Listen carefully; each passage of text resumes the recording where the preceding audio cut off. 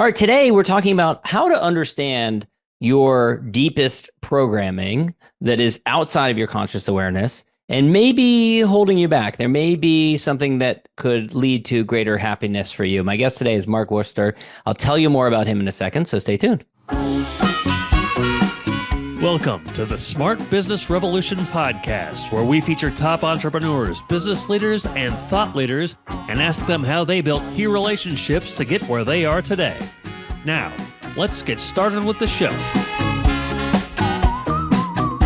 All right, welcome everyone. John Corcoran here. I'm the host of this show. You know, if you've listened before, that we've had all kinds of smart CEOs, founders, and entrepreneurs from all kinds of companies. We've had Netflix and Grubhub and Redfin, Gusto, Kinko's, you name it. Lots of great episodes. So check out those archives. And this episode, before we get into the interview, brought to you by Rise 25, our company where we help businesses to give to and connect to their dream relationships and partnerships. How do we do that? We do that by helping you to run your podcast. We are the easy button for a company to launch and run a podcast. We do three things: the strategy, accountability, and full execution. In fact, we invented what some are calling the Wix of B2B podcasting. It's our platform, Podcast Copilot. So if you want to learn more, you can go to our website. That's at rise25.com, or email us at support@rise25.com. And before I get to today's guest, I want to give a shout out to Jessica Aiello. Jessica is a great friend. She organizes a community of leaders, entrepreneurial leaders who are interested in some of the topics that we're going to be talking about here today, and know her through the Entrepreneurs Organization. And she is the reason that Mark and I are connected here today. And Mark is the former CEO of Unitel, where he led an IT company for 30 years before he sold it back in 2017. And he has an amazing, varied background. He's been in the Marines. He's been a registered psychiatric nurse, mental health advocate, and his most recent company is The New Mysteries. It's an initiative focused on integrating ancient and modern techniques for personal transformation. And just an amazing, interesting guy with a quite a background. He and I connected at the Global Leadership Conference in Hawaii recently, and had a lot of different things to talk about. So I'm looking forward to it. But Mark, let's start with who you were as a kid. I love to know what people were like. And you said you did it all: farmhand, paper routes, lobster boats, all of that. You know, the mantra from my father was, you know what, grow up. Just grow up. And so I grew up at an early age. My first job was at 8 or 9 years old, mowing lawns, rolled into a paper route, turned into a farmhand at 12 years old. So, you know, if you didn't know, a bushel of green beans is a lot of green beans. And I got paid $1.25 for a bushel of green beans picked. You had to pull them off. I've never pulled green, like pulling them off of a vine or something like that. Wow. It was legit work. So wow. Yeah. So at an early age, I really started, you know, my journey. And then I ended up, as you said, on a lobster boat as a sternman, which was a great job. And then in the Marines at 17. Now, a lobster boat can be tough work too, isn't it? Listen, you go out in any kind of weather. It doesn't matter if it's thick fog, the seas are heavy, like every 2 days, you know, you're fishing 600 pots. Every 2 days, you're pulling 300 pots. So, you know, you're working it. Wow. And yeah, it was a super interesting job. It really was. It was great being on the water. Yeah. So you did that, and then you, at age 17, enlisted in the Marines. Yeah. What led to that?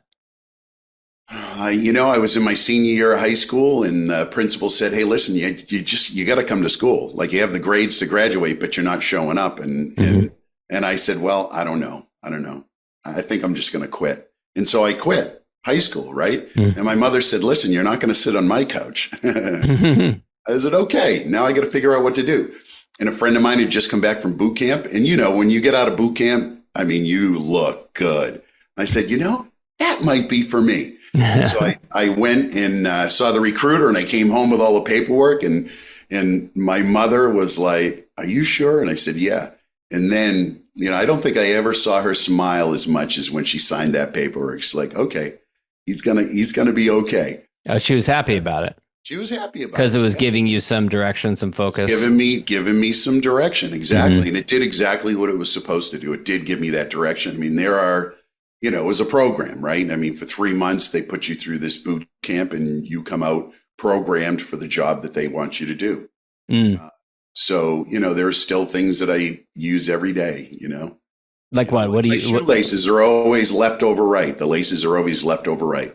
If you're in the Marine Corps, left over right is the way you do your laces on your shoes, like simple stuff like that.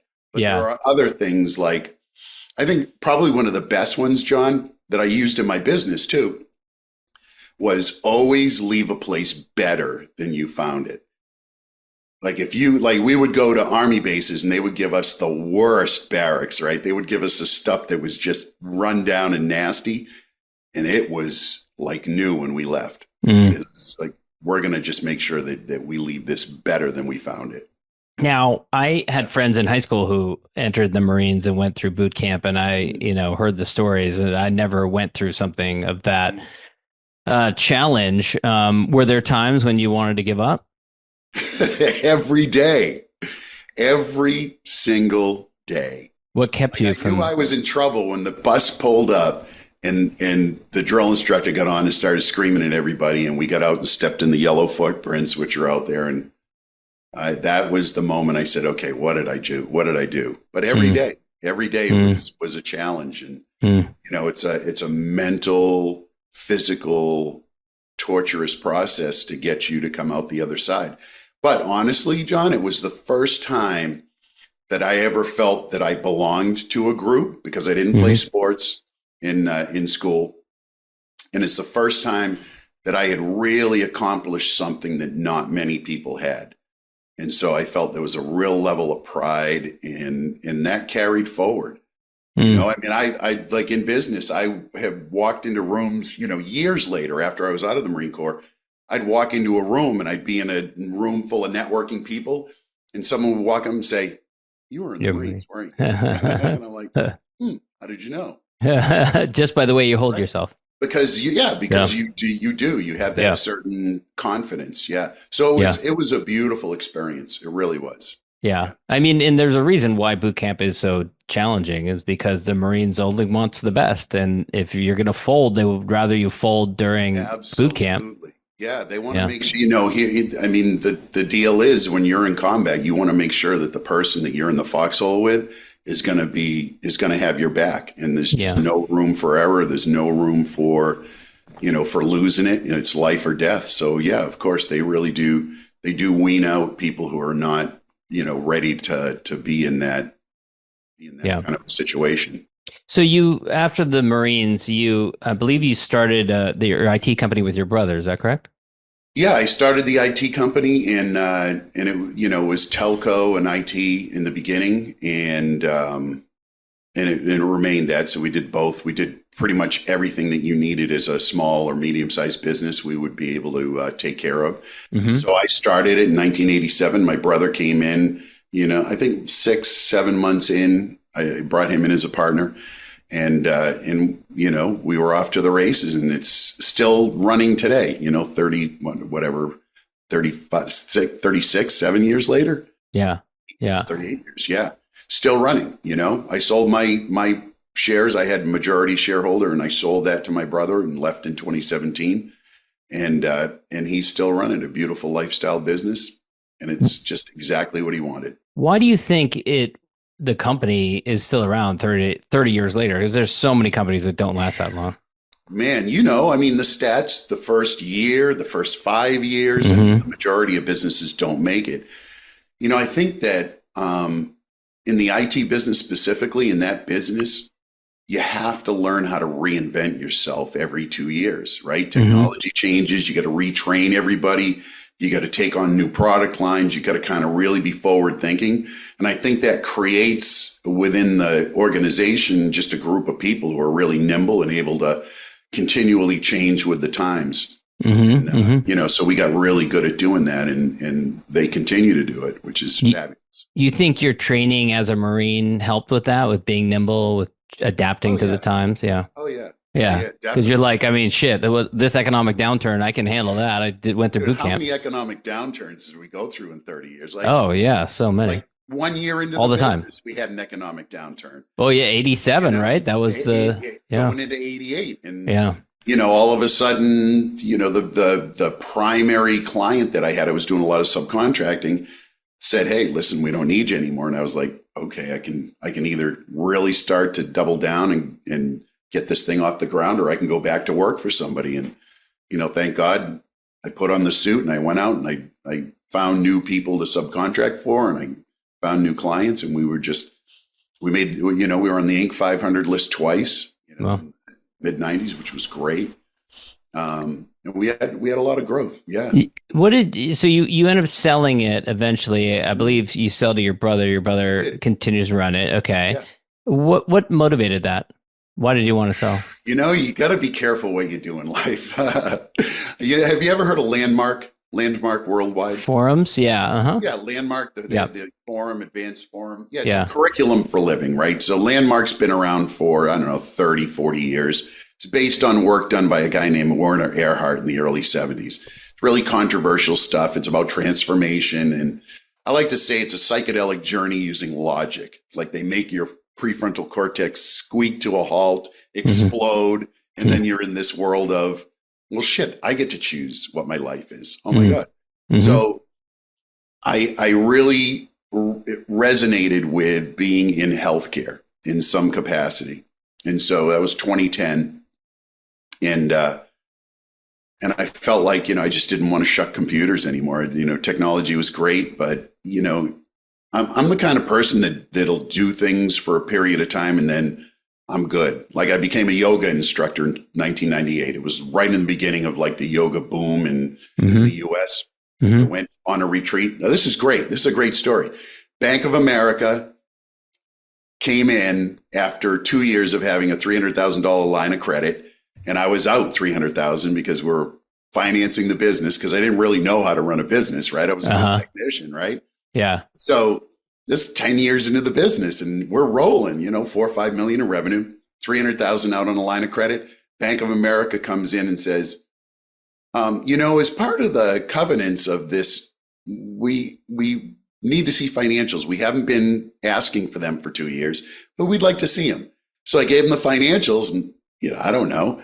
And they said, wow, we'd like our $300,000 back in 30 days. And I'm like, the reason I'm out on this is because I don't have cash, right? Yeah. Oh, it was one of the best lessons in how to run a business because they put me in forbearance, which is a nice way of saying they put your junk in a vice and squeeze it until you get as much money out as they can possibly get. So you had to like a payment plan or something. $2,500 for the person to come in and do that, right?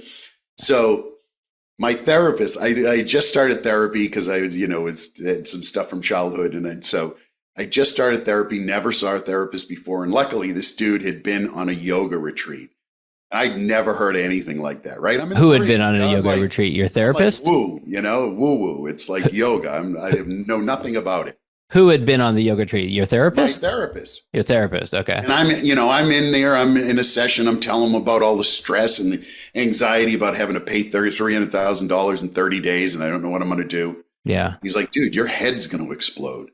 So why don't you go for a week-long retreat at this yoga center, it's a place called Kripalu. It's in the Berkshire Mountains in Massachusetts. It's magic. Did your family, your brother, everyone like, wait a second, we are owed $300,000 and you're going to go off on a yoga retreat? What the hell are you doing? They're all like, what are you, like Nero fiddling? Well, it introduced me to yoga. It introduced me to meditation. And when I came back, I was as calm as could be. I was able to handle it. We paid off the Bank of America in a year. We got them paid in full. We rolled on. The business grew again. And here's a really important thing. I learned how to read a P&L and a balance sheet intimately to the penny. So I find, that was my MBA. It was like, you got to figure this shit out. And they taught me, they taught me, and my, I had a lot of resources. I always have been good at knowing what I don't know and finding people who do know that and who can help me to get there. So I can read a P&L and a balance sheet and it's fun because I've done it, for so many years. And So you get to the point. I went on that yoga retreat and I came back and I got certified as a yoga instructor and did that for 2-3 years. While you're running the IT company. And then moved on. Yeah. Yeah. So Yeah. you kind of decide that you want to move on from the company. So you sell the company. What was that like, selling the company, walking away from this company that you'd been running for And I 30 gotta, years? I gotta tell you, John, I knew I was going to be going as soon as I started nursing school in 2012. I knew Hmm. I'd eventually be exiting. And, it got real serious in 2016. So 2016 into 2017, even though it was my brother I'm negotiating with, I had to figure out how I could maximize my exit and Hmm. not leave him cash strapped, right? Hmm. Still needed to be able to do this. So it took there were things that I wish that I had done differently in retrospect, but he's still rolling and I'm fine. And I thought I was prepared because I knew I was going to be out. But I'll tell you what, and if you've exited a business before, maybe you've had this experience. I went from being the CEO to being not a CEO. And it was something that I didn't anticipate that I'd have as much of a problem with, right? I identified as the CEO for 30 years. Yeah. There was a level of expectation and now I'm not that. I've got this nursing degree. I get into the cannabis space. I start down that road. I dipped in a lot of areas. I ended up getting a master's in medical cannabis science and therapeutics. Wow.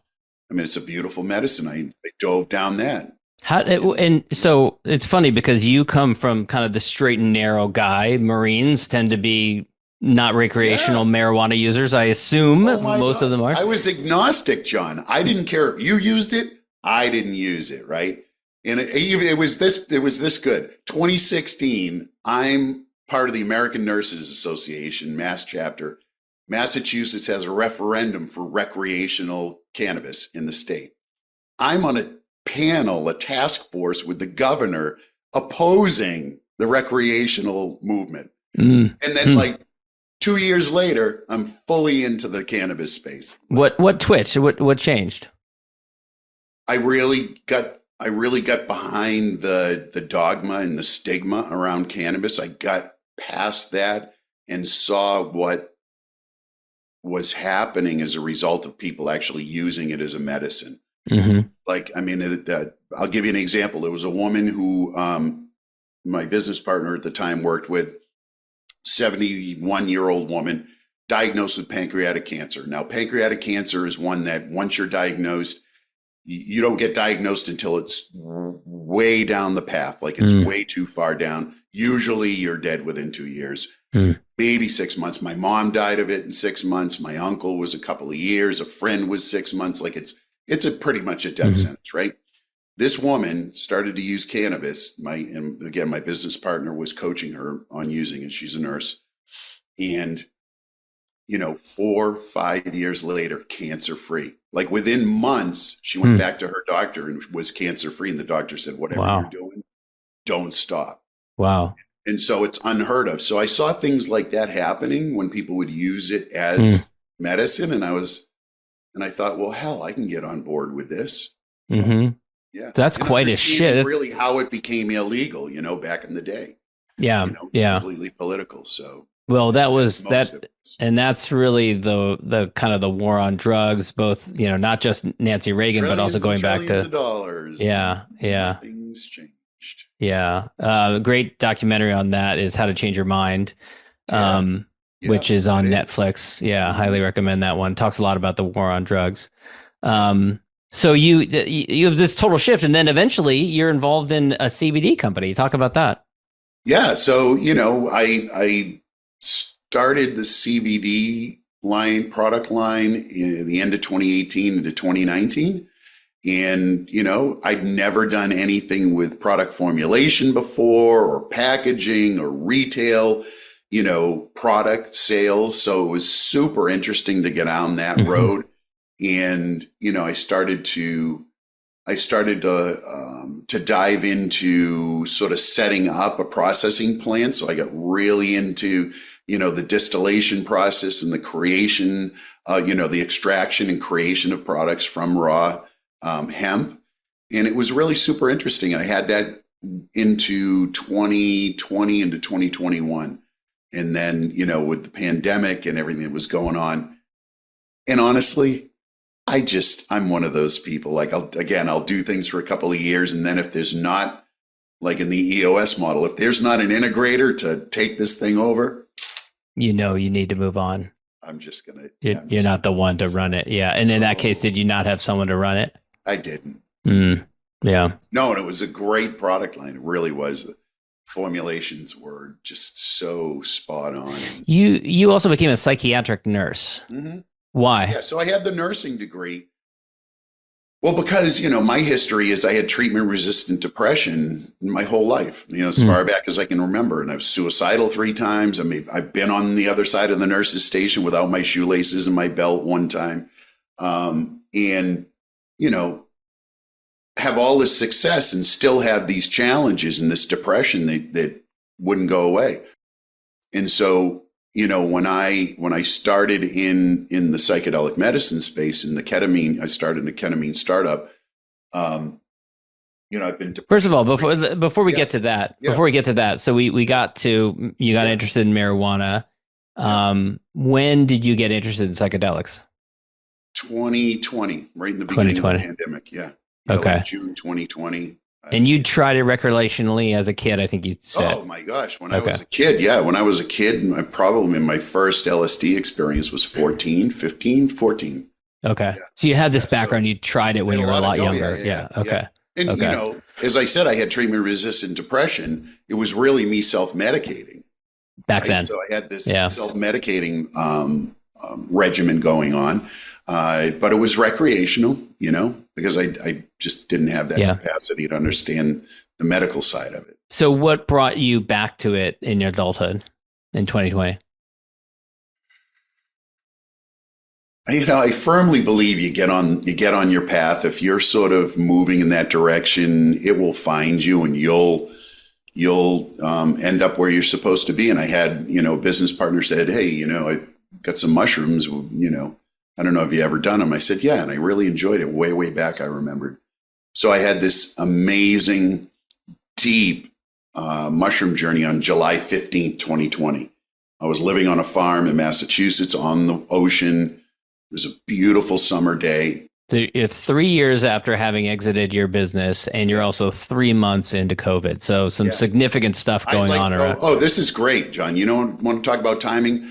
I moved to Manhattan, found this beautiful 3rd floor, 1-bedroom walk up in Hell's Kitchen, 2 blocks from Times Square in February of 2020. I had a month where I was like, yeah, I've arrived. Here I am. I'm New York City, loving life. I'd lived there all of 2018 and I came back in 2020. Yeah. So that shuts down. So 3 months later, you're on a farm. 3 months later, I hightailed it out of the city. I knew it wouldn't be New York City anytime soon. So I end up on this farm. It's a working farm. I have this deep mushroom experience, which was just amazing. And, for the first time that I could remember or recall, there was no depression. There was no cloud. Just like that. There was this feeling of joy and happiness and connection, right? So that's usually what happens in a psychedelic experience. You feel this overwhelming connection to everything. And are you talking about during the trip, or are you talking about after? Afterwards, it's residual. Like during the trip, you have this intense feeling of connection, and when you are back in this space, you still, it's residual. I mean, you've had that experience, right? You can't know it. Right. It's one of those things. Yeah. Yeah. So your depression, this treatment resistant depression goes away after this. 30% of the population who are clinically, diagnosed with depression have treatment resistant, which means I tried every therapy and I don't do anything half-assed. So I tried everything. It was studies at Harvard. I would do mindfulness meditation versus medication. I did every medication. I did transcranial magnetic stimulation. Wow. Like I did everything. It was my path. It's what I was supposed to do because I'm so well versed in the psychopharmacology because I was on all of it and I would deeply research any of it before I would do it. And then, I've taken coursework and classwork in pharmacology and psychopharmacology. So So how did that make you feel that you've been suffered from this treatment resistant depression for 30, 40 years of your Yeah. lifetimes, Yeah. just such suffering, Yeah. and you tried everything, and yet and you find something that grows in the woods Yeah. that solves it for you. How did that make you feel? It made me feel like this is what I need to be doing. I need to be telling people about this. Like, this is why I had that depression, and I'm so thankful that I did have that depression, because it caused me to go down all these rabbit holes, these other mindfulness and meditation and just all of it. Right. So I have such a depth of knowledge, of experience. And I had some of the greatest therapists, really, truly, like at the top of their game, and they were wonderful, but they never got to the root of the problem. So me having the experience in the psychedelic medicine, it gets to the root of the problem. And that's what I spend my time doing, is helping people to get to the root, to get to the programs that are in place from birth to 7 years. They get formed. All your beliefs come from them. Your behaviors come from them. And so So you're studying to be a psychiatric nurse came after this experience. You did that afterwards. No, I mean, I in nursing school, you do get experience and training in the different genres of nursing, because there's so many different parts of the field, so many different things in the nursing world you can be. I got into that world and started to work as a psychiatric nurse, which was really, my preference, my choice is to work acute care. So I love to work on the unit with people who are in lockdown, right? I've been there. I understand.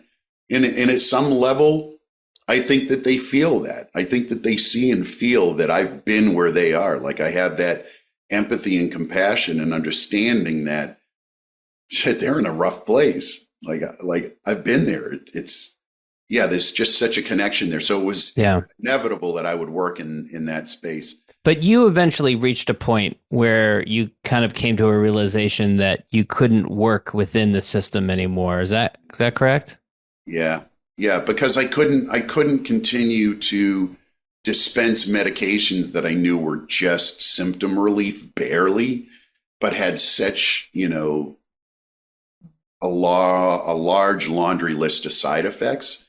I mean, they do the best that they can within that world. Yeah. And, the psychiatrists and the psychiatric nurse practitioners and, and all the nurses and the staff and everybody, they're doing the best that they can within that model. I just know now that there is another model that works so much more efficiently and so much more safely. So it's almost like you had to quit that because you felt like you couldn't work within that system anymore. I was anymore. halfway through a psychiatric nurse practitioner degree. I dropped out last June. Like I said, I just, the government's not going to get there in time. They're not going to be able to do this for people. And it's just helping people to get outside of identify first what programs they received. Right, because they're outside, they're in the subconscious. And what do you mean by that when you say the programs that we received? Well, it's how do we become who we are, right? Why do we behave or react the way we do? Why do we have the emotions that we have? Why are we driven to be entrepreneurs? What makes us be that way, be who we are? We like to think that it's our choice, but in fact, most of it's driven by programs, beliefs that we were given by our parents, by society, the culture we grew up in. And many times it's inherited through the DNA, right? We know that we inherit experiences from previous generations in our DNA that can manifest, right? Because epigenetics, your experiences at an early age will turn on and off genes actually throughout your whole life. But in that first 7 years, we're in a theta brainwave state. We are in a hypnotic state. So everything we take in, we don't analyze. It just goes into the subconscious as truth. And some of that's, detrimental, and some of it produces a great life. Like, you may be an entrepreneur that's driven. But that driven part is because of a program that's in your subconscious. Now, it gives you a great life, but it's not going to give you joy. Mm. At the end of the day, you may end up with all of these beautiful things and all this success where I ended up and just not have joy in your life. There's lots of people like that, right? Yeah, Who, lots of people like right, that. who they on the Because they're outside it driven seems by like they that have. program, Yeah. right? Yeah. So Right. once you identify what that driver was, once you identify it, you get to work with it and get rid of it. Like you reset it. You can, and when you do that, you enter a space of being able to really have choice in your life, like true choice, and a lot of times people will look at you and say, wow, what's wrong, man? You're like, Well, that's what I was going to ask is Yeah. like, you must have gone through a massive transformation. If we talk to Mark of 2018 or something like that, oh my gosh, probably a very different person. So what was the reaction of like friends or family? How did they react? I just talked to a friend of mine who, Deb Stevens, and Mark and Deb Stevens are dear friends from the Boston area. They were in commercial real estate and were just for 20, 25 years, we were friends. And so Deb and I and a gentleman named Peter Barnes Brown, who was an attorney, part of a big firm, and a gentleman named Scott Goodwin from a partner in a CPA firm in Boston. We would meet on a monthly basis for probably 10 years. We'd Like a networking group. It was just the four of us, right? Okay. And Deb said, I talked to her earlier this week and we were catching up and she said, damn, man, I mean, you've come so far. She said, I remember sitting at the table when you told Peter, Scott, and I that you were selling the company and that you were, moving on to something new. And she said, we all said the same thing. Said, what the F are you thinking?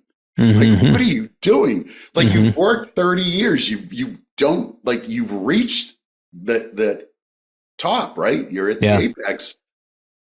I don't have to work hard because it's sort of like autopilot. Been doing it so long. The money's coming in. Everything's great. They thought I was crazy, but it was my path. Like it needed to happen. Because honestly, John, none of the stuff I had, all of the toys, I had the boats, the Harley, the cars, I was single, I was dating a lot. None of it brought me joy. And I knew that I needed to do something. I needed to move on. I mean, today, my life is just incredible. And I think we talked about it. It's just, I couldn't have predicted or planned where I am now in my wildest dreams. Yeah. Now, you are also an advocate of doing breath work. You want to explain for those who don't know what that is, that is? Probably the modality that I use the most with clients and with people who are looking to really dive in and have that psychedelic experience is breath work, because done in a certain way, it is a psychedelic modality. Like you will, in all of them, it's just that prefrontal cortex, the conscious mind goes offline and you're able to access the deeper spaces, right? The bigger regions of your psyche, your subconscious and collective subconscious.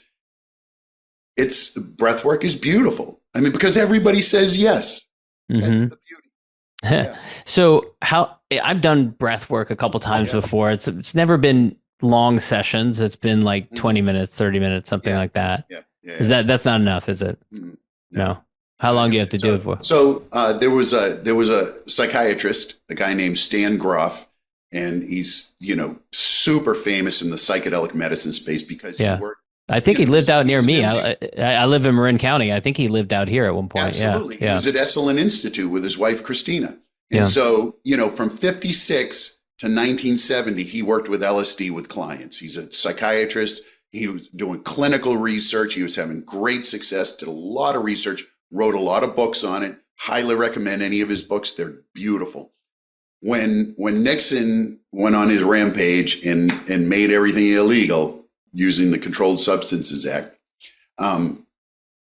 Stan and his wife were there like, okay, we can't use LSD anymore. What do we do? Yeah. And to be clear, they were using it to treat people who are suffering from like alcoholism and depression. Setting. They were using it to treat people for depression, anxiety, and and the crazy thing was it was really helping people dramatically. It's really a tragedy. Yeah. I mean, the FDA did authorize last year the first LSD-based anti-anxiety medication. So we're moving in the right moving direction. Slowly in that direction. Slowly. But Stan and his wife Christina at the time were just they didn't know what they were going to do, and they determined over a period of time that if they did breath work in a certain way, now his breath work is called holotropic breath work, and that's a word that he coined, meaning moving towards source. Holotropic breath work is 3 hours long, and you're paired off with someone who sits and kind of helps you through, but you breathe for 3 hours. It's an intense LSD-like experience. Like, you legitimately will go out. Are there risks? Okay, says the ignorant one. Yeah. Are there risks involved in that? I mean, like, could you pass out from lack of oxygen? No. I mean, it's as safe as any experience that you're going to have, like any of the medications that you might be prescribed, right? Yeah. If you have cardiac issues, then probably you shouldn't do it. If you're pregnant, probably shouldn't do it. Yeah. Because you're going to be breathing for 3 hours with very loud music, very curated. And you do legitimately have out-of-body experiences. Really? Wow. Yeah, absolutely. 100%. Wow. And, and the biggest indicator for me, every time that I've done holotropic breath work, and I was so lucky 2 years ago to be in a 2-day seminar with Stan Groff, and, just to hear his experiences and to experience holotropic breath work with him. One of the things about any psychedelic experience is time goes out the window, right? Because time is just a construct of the conscious mind. When you exit, time goes with it. So when I breathe for 3 hours with holotropic breath work, every time I've done it, it feels like 5 minutes. When you come back, you're like, I've only done it for 5 minutes, right? No, 3 hours. So it's truly, one of those experiences. So I use a derivative of that, and it's an hour-long breathing. And I'm also trained in rebirthing breath work, which is a whole other modality that's similar. It's about bringing the conscious mind offline, and that way you can access these spaces that hold these programs, right? And so if you work with a client, you can identify, you get the history, you get the family history, you get the relationship history, and you can kind of pull out, after a while, if you've been doing this for a while, you can kind of pull out what the likely programs are that are in play, because, honestly, we get a lot of the same programs. So what does that mean then? So like if you do like an hour or 3 hour holographic holotropic breathwork session. Yeah. And what do you mean by you can pull out what the programming is? Is it like, they enter a state where you can ask someone and you're using the breathwork as the modality to open up that container to figure out, what was there. I always do like a history with the client. I'll do a history of their relationships. What were their grandparents like? Do they know anything about their great grandparents? This is before the session? Yeah. Okay. So, it's like, there'll be an intake. And, we'll get the history, and then we'll get the history of, what was going on with parents while they were in the womb, because that's super important, right? When you're in the womb, you are part and parcel your mother, like you are her. Mm-hmm. So any experience that she has during that 9-month window, if you're lucky to get to 9 months, any experience that she has is your experience. And so that gets embedded and imprinted, so that we start there. Like, we're going to start there and work our way through. So after they go through this experience, then how do they understand on a deeper level what their programming was from these previous life experiences? Well, that's the beauty of these experiences. It's revealed to you, right? So you get insight into what was in play, in the same way that in a psychedelic experience, you kind of it helps you to understand it reveals. I mean, it Yeah. opens up that container, and whatever's there will Mm. bubble up into your awareness. And many times you'll bring those experiences that you have in that short amount of time out into the conscious mind. And that's Mhm. why I think integration or coaching after any of these experiences, whether it's breath work or psychedelic medicine, is key, because Yeah. it helps you to make sense out of what the disparate pieces of the experience were. Well, I want to ask you what your opinion is of, Yeah. there are so many different psychedelic modalities and medicines Yeah. that are kind of getting a second look right now, as there's been Mhm. kind of a renaissance and interest in them. What other ones haven't we talked about that you think are worth looking at? They're all so beautiful and different in how they affect you, I think. I mean, like doing a mushroom journey is much different than doing an ayahuasca journey. Mm-hmm. And my feeling is that they should always be done in a very sacred and reverent way. I mean, they're medicines that have been around since the beginning of time, really, with Mm-hmm. mushrooms. I mean, they've been here on the planet 800 million years, Mm-hmm. far longer than we have, right? And Mm-hmm. and the thought process is, I mean, the hypotheses are that it's the Stoned Ape theory, if you've ever heard that from. That's it's a funny one. Can you explain that to people? Because So the Stoned Ape theory is that our predecessors, the expansion of their consciousness into the Homo sapien, into what we've become, was launched through them eating mushrooms. Like that was the catalyst that expanded consciousness. Before that, they were at a lower level of consciousness. They had these mushrooms that were all over the place, and that's what cued up that expansion of consciousness. I think I recall reading that there was like a long period of time where Homo sapiens didn't evolve, or their evolution was kind of like stuck, and then something triggered it, and then all of a sudden Homo sapiens like evolved into humans with much greater intellectual capacity. I mean, and so it's a theory.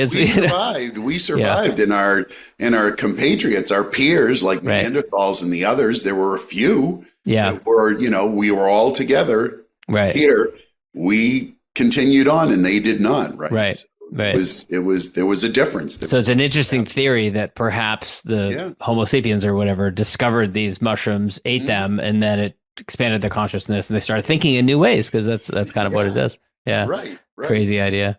It's a crazy idea. Mark, this has been really interesting. One more thing I want to ask you about is when we first talked about your new business, the New Mysteries, you described it as, The Matrix, the movie, The Matrix, which I thought was such an interesting way of talking about what you do. I don't think we've talked about it here on this interview, but can you explain how, because what you do, I know you do trainings, you do group sessions, you do one-on-one, a lot of different stuff.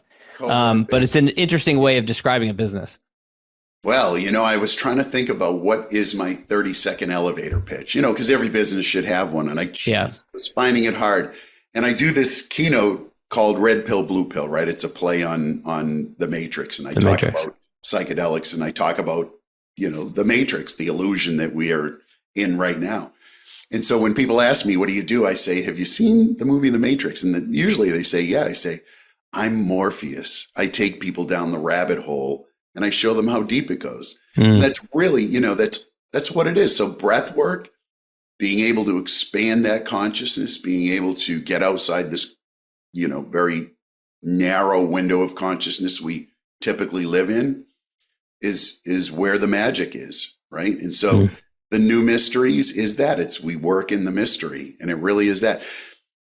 People ask all the time, they're like, oh, well, how does breath work? Why is it psychedelic? And, we always have this need to know things, right? We're driven. The humans are driven. Sure. We have to know. At the end of the day, there's a component of it that we just don't know. We're just not going to know. Like, it's the mystery.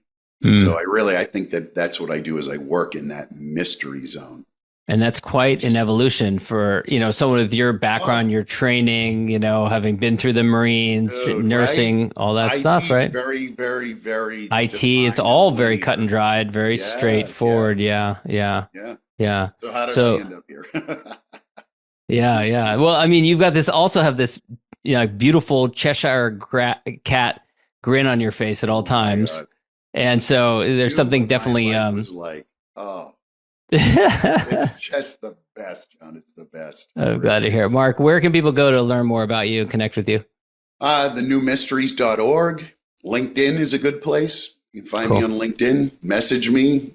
I'm happy to chat. I'm happy to talk about any and all things stepping outside the matrix, accessing, because when you get outside of that and you identify and you reset all those programs, you really do create a life of choice, the one that you choose. And the result of that is joy. You and I were at the Global Leadership Conference. It was amazing as usual. Entrepreneurs Organization is just magic. I highly recommend anybody out there who's an entrepreneur be a part of this, right? So we're at the Global Leadership Conference. Deepak Chopra, one of my favorite people in the world, is on stage, and his message was, joy is the only true measure of success. And I was like, bro, you're talking to me. Yeah. That's great. Mark, thanks so much for your time. John, thanks for having me on. Thanks for listening to the Smart Business Revolution podcast. We'll see you again next time, and be sure to click subscribe to get future episodes.